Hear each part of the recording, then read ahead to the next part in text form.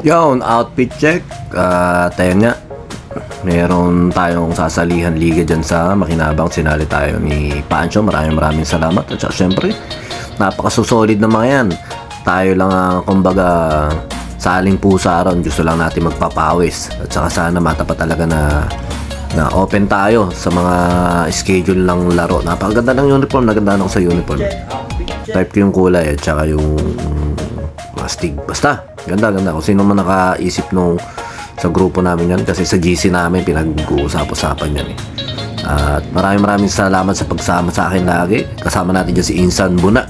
Tsaka, yun nga, si Pancho na asawa na anak ng Ate Risa natin. Bali, pamangkin natin yan sa pinsan. Pero siya yung pinaka-leader doon sa grupo.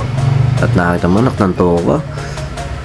Fresh bago tayo ligo dyan para sinukat natin. Tsaka, yan nga, 24 ngayon. Merry Christmas sa lahat ng may handa mamaya. Ano ba handa nyo? Handa na kami makikain. Tsaka sa mga iinom dyan, marami na nagaya pero mamaya na tayo. Outfit check. Yan. Yung sapatos na yan galing kay Riggs yan. Pinalit natin ng pusa. Kaya may silbi sa atin yung pusa. Tsaka natutunto ako. Medyo tumataba na naman ako. Kaya pagkatapos ng New Year, da-diet na ulit tayo. Tsaka konting papawis, buhat-buhat na rin ng konti. At basta maganda yung t-shirt. Ngayon lang naman habot natin dyan para meron na tayo nagagamit sa mga palaro-laro. Tinitingnan ko kasi yan, kaya ako ginaganyan. Ayaw mag-stop. At ito na nga. Outfit check na naman. Marami. Ayan, hilig ko kasi nung mga bata ako, basketball.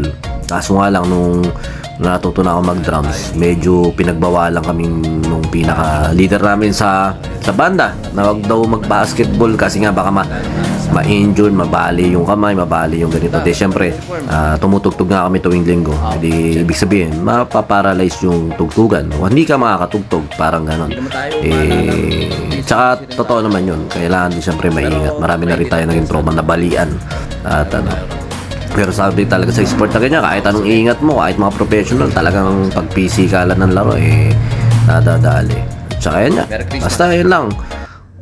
Enjoy nyo lang laro nyo, lalo na sa mga bata. Mga talagang ang lalaki ng mga bata ngayon na player, dintik, ang lulupit. Nakita namin dun sa nakaraan, nag-setup kami ng stage nila parang may mga nagdadakdakan ng bata, kay babata, ang lulupit tumalon, ang lalakas.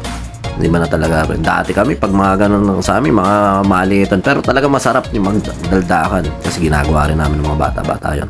Tapos maliit na ring, tapos maliit na bola. Yan lang libangan kasi ng mga batang 90s nung araw. Basketball, ayan. Tapos may pag-away, mga ganyan. Ganyan lang mga libangan nung araw. Pero ngayon, okay na. Yun lang.